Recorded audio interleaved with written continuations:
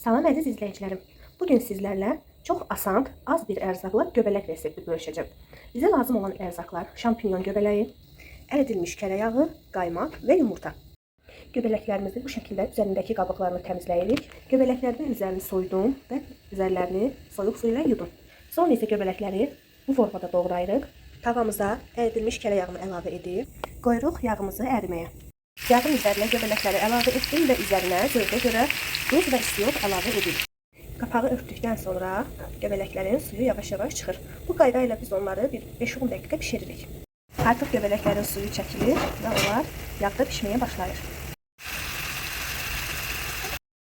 Artıq qaymağımızı əlavə edirik.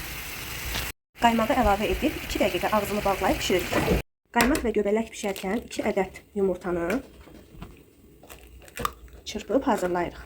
Artıq yumurtamızı əlavə edə bilərik. Qapağımızı örtüb yumurtanın pişməsini gözləyirik. Göbələyimizin bir üzü yumurta ilə pişdi. Digər üzünü də çevirib 2 dəqiqə pişirib götürəcəyik. Artıq göbələyimiz hazırdır. Mən artıq göbələyimizi servis etdim. Bizə nuş olsun. Siz də kanalıma abunə olub bəyənməyi unutmayın.